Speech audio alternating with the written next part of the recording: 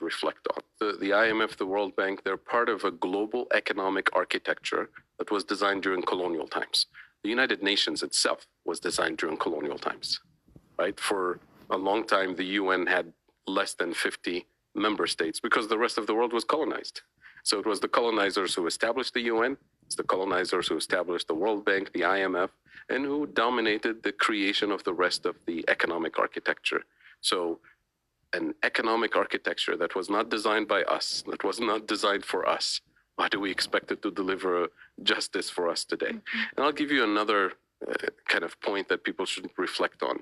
The fact that so many of our countries, Kenya included, have been essentially following to the T economic policy instructions dictated by the World Bank and IMF in particular for decades.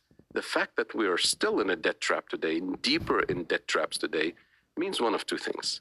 Either that these institutions are actually incompetent and we shouldn't listen to them, or they're actually doing this as part of their intentional economic entrapment. It's got to be one or the other. Either way, from our perspective, their model should be rejected. Their model of development, their instructions and prescriptions and conditionalities are designed to produce entrapment. So that's something that all of us should reflect on. How much makes African and third world debt different from the American debt? Number one, America is never going to pay its debts. It doesn't have to. Its debts are in its own currency. We can simply print it. The African debt is not in its currency. The African debt is in U.S. dollars.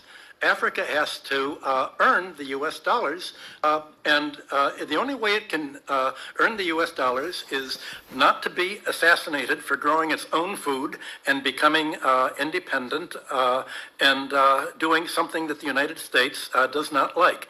The principle underlying the foundation of the World Bank is that no country should grow its own food. Africa and the third world should only grow export crops.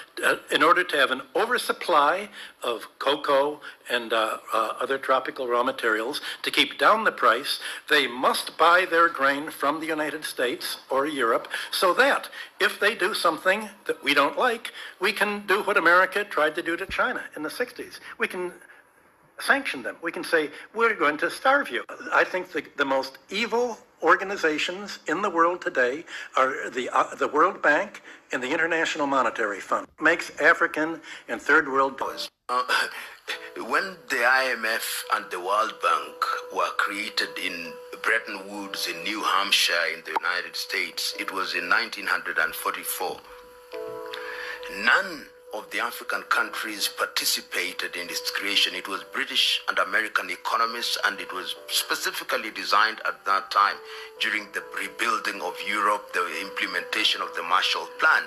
And when we regained our independence as African countries, were then grafted into it. IMF and World Bank are economic enslavers. What they are designed to do is to ensure that we are in a perpetual state of debt.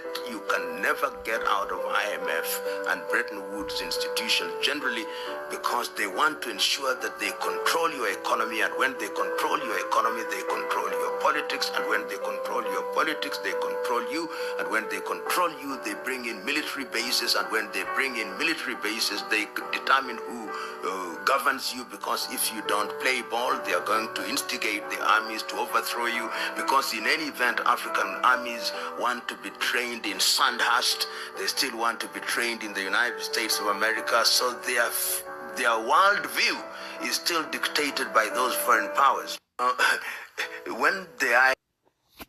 All the banks are broke. They're broke because we have a system called fractional reserve banking, which means that banks can lend money that they don't actually have. It's a criminal scandal, and it's been going on for too long. We have counterfeiting, sometimes called quantitative easing, the artificial printing of money, which if any ordinary person did, they'd go to prison for a very long time. And yet governments and central banks do it all the time.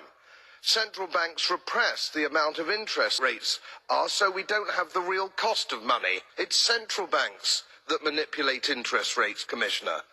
And plus, underneath all this, we talk loosely about deposit guarantees.